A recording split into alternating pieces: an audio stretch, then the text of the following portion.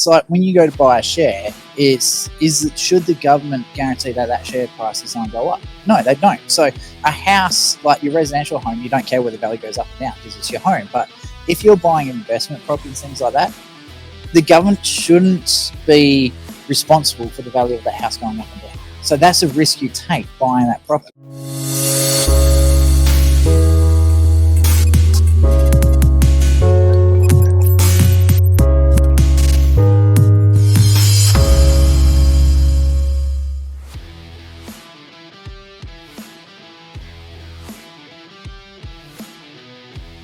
A lot of concerns are surrounding the housing shortage in Australia, which has been really amplified by the immigration that the government has done. It's a funny one because the government ran the credit card up with the whole COVID experience in terms of that period of years, and now it's got to pay the bill. And to reduce the debt, one way to do that is get more people paying tax. So you open up the doors for immigration, and that is also hoped to stimulate the economy at the same time. Trouble is, there's not enough houses to house the amount of people they want to bring in. It was like 1.5 million over 2 years or so. And so the building industry is just really, really scrambling to keep up. And keeping that in mind as well, it's difficult if there's any ominous signs in terms of the horizon as to what's going on in the economy. The banks often pull the carpet and the finance back from the building industry. That's kind of the first one to go. And that reduces circulation of money in the economy. And it makes it difficult to build houses. So it's a compounding problem. They reckon by the end of this financial year, 23-24 financial year, there would be a shortfall of 200,000 new homes in the entire country. And that's a lot of people without a home in this country. Matter of residential completions have long been on the back burner. And they were looking at the states that are best and worst. It seems that South Australia is faring very well. Beg your pardon. Victoria is faring very well. And the Australian Capital Territory, ACT. ACT, 66.7% of homes are more complete than their share of the nation's population. Victoria is at 26.2%. So there's mad scramble to build these houses. And of course, coupling that would be the issues on the back of, and this is going back a couple of years, because these problems just don't happen overnight, was the supply chains as well. It's getting materials in to actually build the houses and be able to complete them in a timely manner. The places that are worse off, South Australia is not looking good, and also New South Wales. Those are probably the two worst. As I mentioned, in terms of the completions and that, Victoria and the ACT were looking the best. Well, I have to say that kind of plays into the hands, like especially with what happened with the No to the Voice campaign, the Yes to the Voice campaign and all that. If you have a look at all the people that were saying yes, it was really, really focused within the major cities. And the two arguably the most important cities in Australia is Melbourne and also the ACT. So obviously we've got Canberra there. So obviously the politicians will want to look after their own backyard. They want to make sure that all their followers and supporters are looked after. And Victoria, with one of the highest populations, I find it amazing that Sydney's not up there as well. So I know there was, if you have a look at the Perth Library, they've got records for last year for all of the housing that was approved for development and all that sort of stuff. I found it amazing that only 31,000 houses were approved for construction, but yet the stats were that 81,000's worth of houses were people migrating into WA. So just that alone, it's like this isn't a new issue. This is something that's been going on for years and years and years. And I find it amazing that it's only now when the homeless problem is getting so big that they're actually starting to talk about it. And for those who haven't been following the Australian housing situation, I'm speaking internationally as well. Of course, what we've seen is housing prices go skyrocket up, making it harder for first-time home buyers to get in. We've seen interest rates go up over that period, and we've also seen rent go up as well. I mean, I had a neighbour, he had about 12 offers on his property when he attempted to sell that last year. Okay. That's not many. Yeah. So Just incredible. the house next door to us is just sold. It blocked the street. There was over 150 people rocked up just to view the property. They capped applications at 20, and that was even before they opened the house to the public. Yeah. So it's was that a absolutely rental or insane. to buy? So that was to buy. Right. So when they went to rent, they put it on the market. I think it was $520 per week. They ended up selling at $650 per week. Because people are that desperate for houses, they just keep trying to outbid people, even on a rental property. So we had a valuation done, 2 valuations done on our place. So last year was $420 and $550 a week rent. So we've just had another one come through because we're about 3/4 of the way through building a granny flat in the backyard. So $600 a week for the main house, and then $350 a week for the granny flat, and the value of the property's gone up to $600,000. So, and that's in 12 months, which is just absolutely ridiculous. So I don't know about Aaron because he's still looking for a house, but I personally think granny flats the way to go, especially the ones you can build yourself. Well, it depends on your family situation, your personal circumstances. So a family like mine, trying to put us in a granny flat, that's a big ask. What you do, you get like 6 or 7 granny flats, just put them one on top of each other. High-rise granny flat. Well, welcome to Vietnam. The kids would like that. What do you reckon is the actual, what's the solution? Is it releasing land? Is it getting more people in to build these houses? What's the solution to the problem that's going on, besides killing all the politicians? I don't think there is a quick fix on it immediately. I think yes, because building houses takes time. If you want to get people in houses quickly, you need to loosen up on some of the building requirements in terms of what houses are built out of, in terms of building materials and that. There's certain building materials that you would know this more than I would, having worked in that industry, that you can construct fairly quickly in a timely manner. Well, this granny flat was going up in about 2 weeks. Right. So you can build it. There's also this new development. They've got concrete. They're like Besser blocks. So if people don't know them, there's like concrete blocks. They're like shape of figure 8, but they pack the holes with compressed wheat, like hay and all that sort of stuff. And so what's happening is literally it's Lego blocks, and you just pick them up, clip them in, and they actually clip in together. They're engineered spec. They do it in England at the moment, and you can legitimately build a house overnight. Yeah, all your walls and everything done. So it's insane. I think Australians are concerned. There's a few things, the repercussions of doing something like that, though, and that's one. What happens to everyone who owns a house right now? Does their land's values drop because of this? Because then, it's a supply and demand issue right now. Secondly, where does that put the banks, who, of course, have lent mortgages out to these folks, and the valuations are suddenly dropping?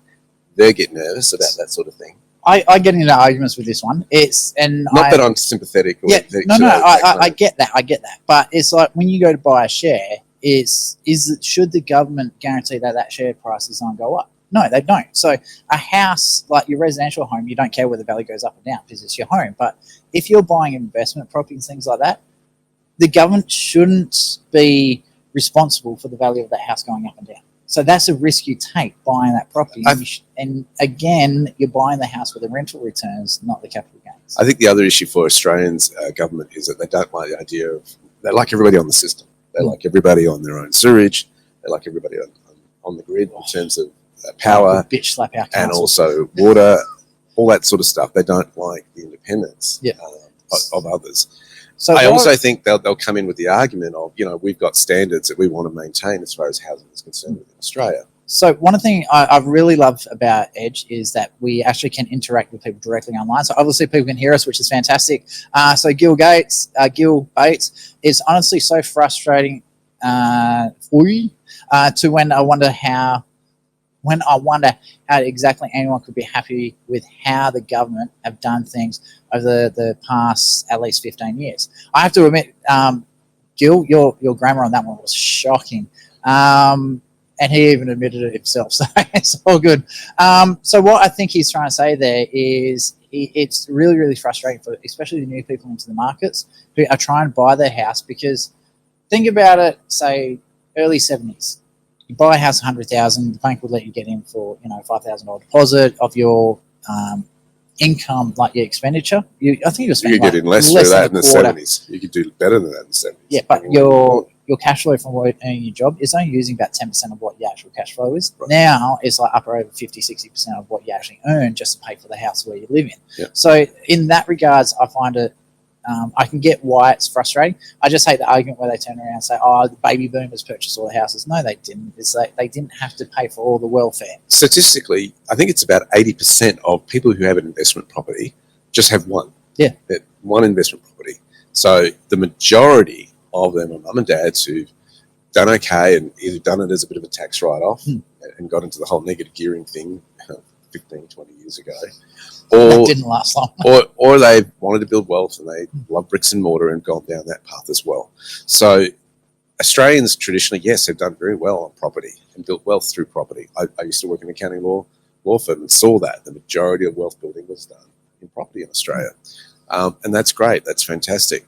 But the game has changed. And it's I think what happened was when interest rates got to a point where people were barely making even, they were neutral in terms of the or negatively geared, and the economy had slowed. They're going, why am I doing this? Why is everybody else profiting and doing well, and I'm the one left holding the bag? And that was when rental properties dropped significantly. Yeah, we're going back. But 15 years, but you're always going to have ups and downs, and downs, and that was just more of the Australian market countering what the Americans were doing, where they just gave out way too many houses. So just going back to the solution, what do you think the most important thing is to actually fix this issue? Oh boy, I don't have a solution, an easy solution for this. I think we've got to really assess as a nation.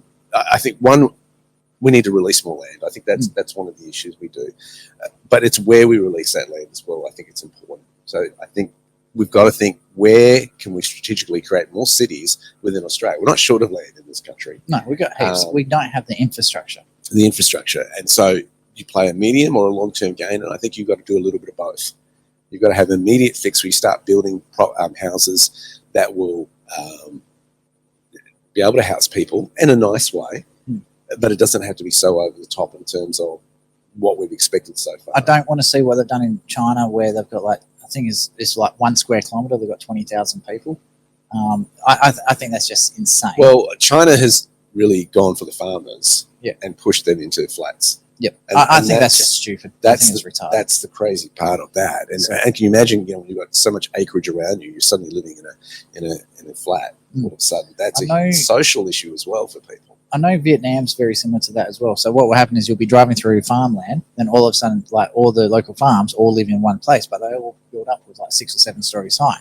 And then you'll go, maybe 20 minutes with no houses, and then all of a sudden there's another big, they have all these little hamlets. So I think there's a 2-part solution here. I think we've got to get to a point where we can release land at a certain level where it can be built quickly and efficiently, but safety is not compromised, right? And sanitation is not compromised.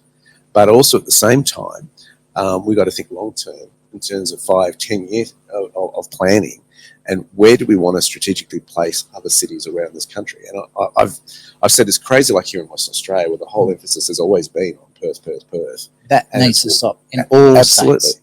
So, and I think we've got to think bigger now. You look at somewhere like California, and you've got major cities in the one state, right? You've got Los Angeles, you've got San Francisco. There you've got 2 major, and you've got towns and cities all up down the coastlines, and these significant places. They're not just way out back anywhere. That they are significant places, and I think that's where we've got to go to.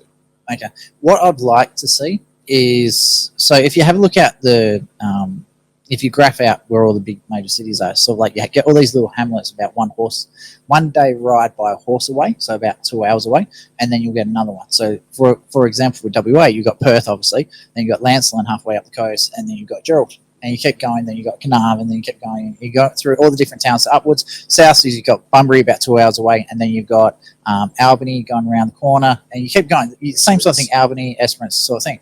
So what I'd like to see, so for example, Fremantle Harbour, it's on its last legs. We know that's got to be replaced within the next 50 years. I think the planning needs to be for a much greater time period than just 10 years. I think it needs to be 50 years plus. Well, on that, the problem is politicians don't think longer than 3 years. No, they only think in the term. They only want to win the next election. I think one of the solutions is we need to start building major infrastructure out of the city. So, for example, Fremantle Harbour, it should not be moved down to Kwinana. It shouldn't be moved to Bunbury or Busselton or any of those. It needs to go further north. It needs to go to Geraldton or Karratha. The reasoning being behind that is obviously you don't take a whole heap of jobs up there. You don't take a whole heap of the population up there. You don't get the population out of Perth. But we have that many train tracks all through WA. It'd be probably more efficient to bring the ships into Geraldton, load them directly onto the train, then train them down to Midland, and then distribute from there. Because you're taking all the trucks out of the major travel routes. Like South Street down in Fremantle is a nightmare to travel on. So I don't know you want to go as far as Karratha because that's cyclone prone. And that can cause real shipping issues and hold-ups there. Geraldton is not meant to be cyclone prone, but the last one Zerosia got pretty close. So, but anyway, that's the first thing I'd like to see. I'd like to see the approvals for getting building and utilities like power, water, and all that. A lot of the red tape needs to be removed off that side of things, and also the actual releasing of land needs to be made easier for property developers because we need houses. People need homes, and it's not happening. And well, let me ask you on the political side. What was it? Was a federal decision to allow these migrants in? Correct. Okay, and it's a state issue to be able to provide housing and infrastructure. Yeah, the releasing of the land and the approval of land developments is state government. Therein lies a problem, a communication problem between the two. Exactly. So, because if let's say we've got a Liberal government in, but a Labor state government, Labor just freezes the approvals, jacks up the homeless issue, and then blame Liberal for it because they're allowing too many people in. I think politicians in their entirety needs to stop this blame game and just start getting shit done. Like it's beyond a joke now. So we do have another comment here from Gil. Let's see what we got now. Just got my eyesight is terrible, so I need to blow it up bigger. First home buyers and the other John Howard incentives were a terrible thing. Absolutely. So for the people who don't know, first home owners grant was free money. All the developers did is jacked up the cost of the houses by $10,000. It's the old property trick that the government does to try to stimulate the economy in Australia. Yeah, it's false growth. For the future of first home buyers, at least that's how it seems to me, which I agree. Personally, I think all those the stamp duty side of things, I actually support not first home owners not paying their stamp duty.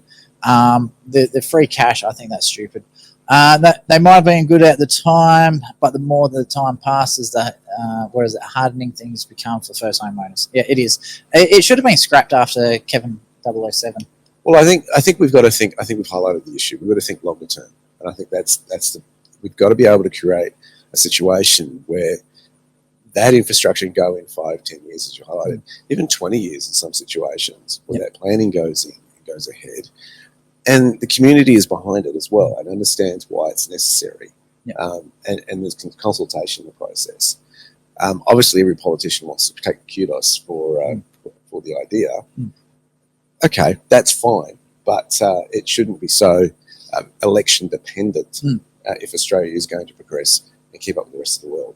So the other thing I'd like to see, especially from the private sector, not so much from the government and stuff like that, I think private property investors need to take a hand in this one.